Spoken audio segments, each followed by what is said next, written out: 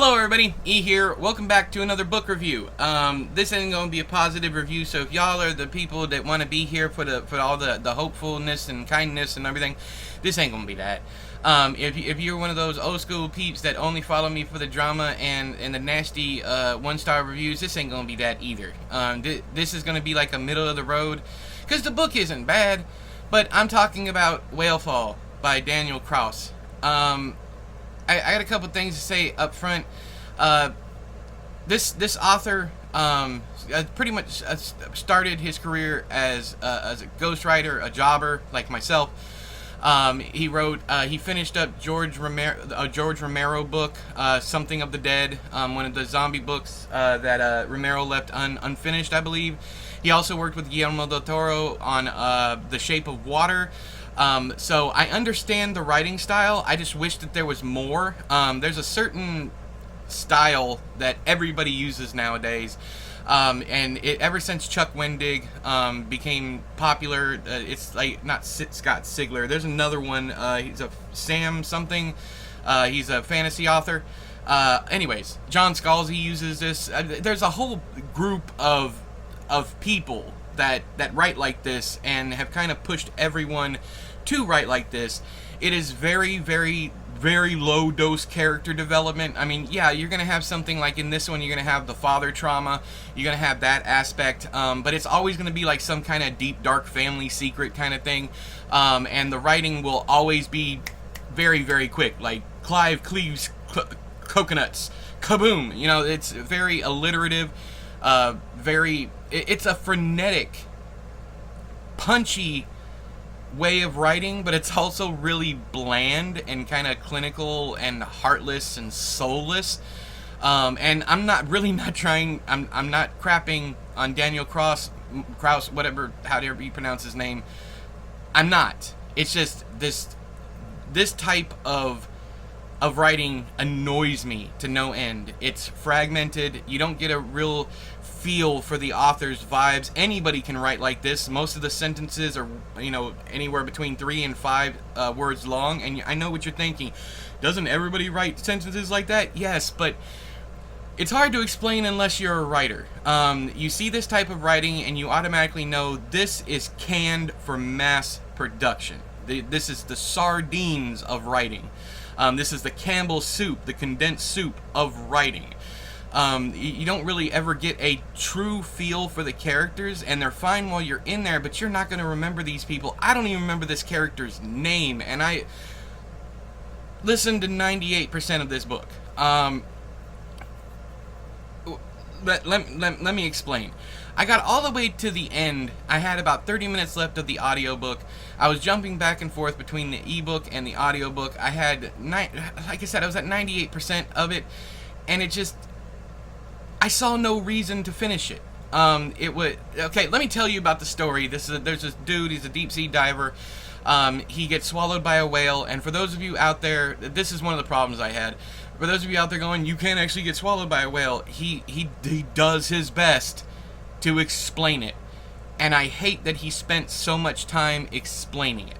I am one of those people who believe fiction should be allowed to be fiction, should be allowed to be fun and over the top and weird for weird's sake, like a Jeff Vandermeer kind of weird. That's what I'm here for. I do not want you to explain away. That's why I stopped reading Dean Koontz, because he tries to explain everything. And sometimes it works, sometimes it doesn't. In here, it works. I mean, you can suspend your believability, but this, once again, this type of story, this type of writing is a product of our times. Everyone's like, oh, that's not possible. No shit. It's a fucking fictional story. It's not, it aggravates me.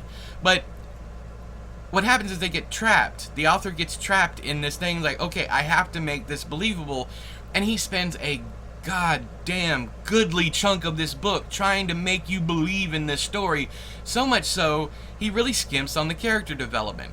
Another thing you see with this type of writing is you see chapters that are only one line. That's it.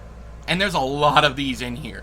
There's a lot of pages that just say, all they say is, where are you? That kind of thing.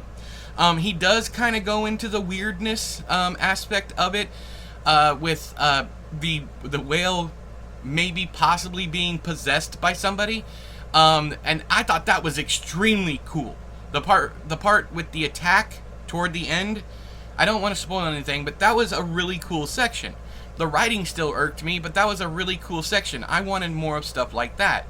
I feel like several things bogged down this story, and I know most people are not going to nitpick it like I am, but several things. It's okay. Let me say it like this: the book is written to be digestible. The book is written to be highly consumable. You are not going to have any issues with this book when you read it, more than likely. What I am annoyed by is that I can see every single bit of this. I can see the structure. I can see every little I can see every little nanoparticle of how this thing was put together, because it is put together like a piece of IKEA furniture. I mean, there's a lot to it, but there's still an instruction manual for it. You know what I mean? So yeah, it's by the book. And it's unfortunate that there wasn't more heart in here.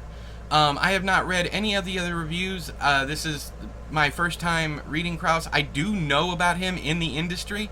I have heard about him from other people, talking about, hey, you know, this job would be good for this person, this job would be good for that person, that kind of thing. But yeah, this story isn't my... The story is my cup of tea. The writing is not. I was looking forward to big, weird stuff, and I didn't get any of it, any of what I wanted. That he almost got there with the voice. I'm trying to remain spoiler free. He almost got there with the voice, but for the most part, this one is a dud for me. I'm sorry. I'm gonna give it 2 stars because it is written well enough. It's serviceable. The crazy part is this could have been so much more had he focused more on the characters and the weirdness, and not focused so hard on making every single aspect believable.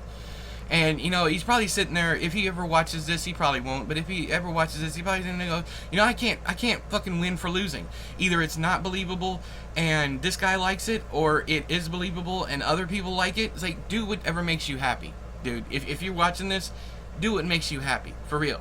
It's just not my cup of tea, and I am far harder on people that I see promise and potential in, and that's this author. I think if he would slow down and stop trying to be Chuck Wendig, that he could probably tell a better story. Even Wendig has stopped writing like that. I mean, yes, he still has sections like that in his stuff, but the days of Star Wars are over. Now he's writing, 600-700 page chunkers. And even he's leaving it behind for a more character-driven story. And I think that if Kraus would do that, I think he'd be much, much better. But anyways, what did you think of WHALEFALL? If you read the book, let me know down there in the doobly-doo. But until next time, I have been E, you've been you, this has been another book review. I'll talk to you guys later. Bye-bye!